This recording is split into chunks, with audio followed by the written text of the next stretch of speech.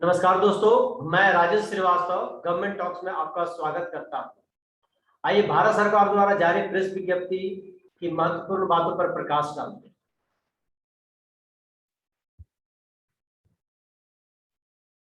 प्रधानमंत्री कार्यालय से प्रधानमंत्री ने सीबीएसई परीक्षाओं में सफलतापूर्वक उत्तीर्ण होने वाले कक्षा 12 के विद्यार्थियों को बधाई दी। प्रधानमंत्री ने स्वतंत्रता दिवस के व्याख्यान में सम्मिलित करने के लिए विचार और सुझाव आमंत्रित किए। वाणिज्य एवं उद्योग मंत्रालय से 8 कोर उद्योग के संयुक्त सूचकांक में जून 2020 के सूचकांक के मुकाबले 8.9% की वृद्धि। कोयला, प्राकृतिक गैस, रिफाइनरी उत्पाद, उर्वरक, इस्पात, सीमेंट और बिजली उद्योग के उत्पादन में गत वर्ष की समान अवधि की तुलना में जून 21 में वृद्धि। जून 2021 के लिए 8 कोर उद्योग का सूचकांक जारी। राजस्थान से कृषि उत्पाद के निर्यात को बढ़ावा देने के लिए एपीडा ने स्टार्टअप्स के लिए ओरिएंटेशन कार्यक्रम का आयोजन किया। संचार एवं सूचना प्रौद्योगिकी मंत्रालय डाक विभाग ने राखी मेल पोस्ट करने के लिए विशेष व्यवस्था की। दिल्ली के 34 महत्वपूर्ण डाकघरों तथा 2 आरएमएस कार्यालयों में विशेष पोस्टिंग काउंटर स्थापित किए जा रहे हैं। कारपोरेट कार्य मंत्रालय से सीसीआई की ग्रीन चैनल के तहत SVF2 ओरका LSD द्वारा OFB टेक प्राइवेट लिमिटेड में कुछ हिस्सेदारी के अधिग्रहण के संबंध में एक नोटिस मिला।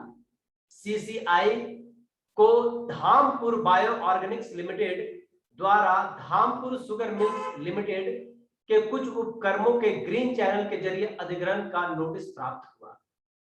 सीसीआई को OMIRS infrastructure Asia holdings private limited द्वारा ग्रीन चैनल के अंतर्गत इंज्योर पावर ग्लोबल लिमिटेड की 19.36% हिस्सेदारी उसके मौजूदा शेयर धारकों से अधिग्रहण के लिए नोटिस प्राप्त हुआ। रक्षा मंत्रालय से इंदिरा नेवी 21 अभ्यास में INS तवर शामिल। पूर्वोत्तर क्षेत्र विकास मंत्रालय से लवलीना बोरगोहेन ने टोक्यो ओलंपिक में भारत के लिए एक और पदक पक्का किया। पूर्वोत्तर की खेल और फिटनेस संस्कृति भारत को समृद्ध लाभांश दे रही है। जे किशन रेड्डी। शिक्षा मंत्रालय से शिक्षा मंत्रालय ने एक समान और समावेशी समाज की ओर NEP 2020 के लक्ष्यों को साकार करना पर वेबिनार का आयोजन किया। पृथ्वी विज्ञान मंत्रालय से केंद्रीय मंत्री डॉक्टर जितेंद्र सिंह ने कहा कि IMD मौसम पूर्वानुमानों की सटीक और इससे जुड़े प्रभावों को लेकर निरंतर सुधार कर रहा है। उन्होंने कहा कि उमंग, मौसम, मेघदूत और दामिनी जैसे मोबाइल एप्लीकेशन भारत के आम आदमी के लिए मौसम पूर्वानुमान के क्षेत्र में क्रांतिकारी सिद्ध हो रहे हैं।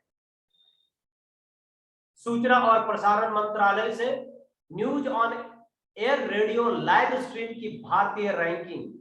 जयपुर और पटना के युवाओं का रुझान न्यूज ऑन एयर की तरफ। NFI ने 1930 के दशक के अंत से लेकर 1950 के दशक के मध्य तक की शुरुआती तेलुगु सिनेमा के 450 से अधिक ग्लास स्लाइड का दुर्लभ खजाना प्राप्त किया। यह ग्लास स्लाइड भारतीय सिनेमाई विरासत के उत्कृष्ट रिकॉर्ड है।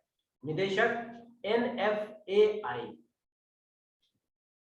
विद्युत मंत्रालय से वितरण क्षेत्र को मजबूत और आधुनिक बनाने के लिए 3,03,000 करोड़ रुपए की योजना। विद्युत मंत्री ने कहा कि विद्युत क्षेत्र में अपनी तरह की सबसे बड़ी योजना।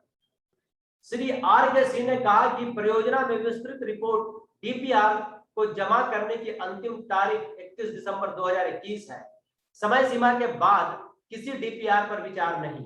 आधुनिकीकरण के लिए तकनीक की मदद, सिस्टम संचालित ऊर्जा अकाउंटिंग के लिए AI का उपयोग और डिस्कॉम के आधुनिकीकरण के लिए IT का व्यापक उपयोग। श्री सिंह। विद्युत मंत्री ने कहा कि सभी हितधारकों के सामूहिक प्रयास बिजली उपभोक्ताओं की अपेक्षा को पूरा करने और भविष्य के लिए तैयार एक आधुनिक वितरण क्षेत्र के निर्माण के लिए अगली पीढ़ी के सुधारों की राह दिखाएगी और देश की तेज आर्थिक उन्नति के मार्ग प्रशस्त करेंगे। हमें भविष्य के लिए तैयार रहना चाहिए। विद्युत मंत्री ने अपार मुख्य सचिव, प्रधान सचिव और सभी राज्यों के केंद्र शासित प्रदेश की डिस्कॉम कंपनी के सीएमडी, एमडी के साथ समीक्षा, योजना व निगरानी बैठक की अध्यक्षता की।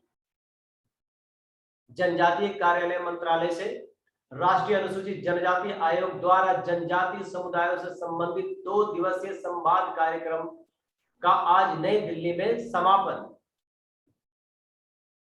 युवा कार्यक्रम एवं खेल मंत्रालय से खेलों में परंपरागत नागरिक प्रशासकों को खेल प्रशासन का दायित्व सौंपा जाना चाहिए। Hockey Olympian doctor MP Ganesh, भारतीय टीम का ब्लेजर प्राप्त करना और पहनना मेरे लिए सबसे बड़ा पुरस्कार था। शीर्ष महिला क्रिकेटर अंजुम चोपड़ा। तो नमस्कार दोस्तों, इस तरह हमारे गवर्नमेंट टॉक्स में हमारे साथ बने रहिए। धन्यवाद।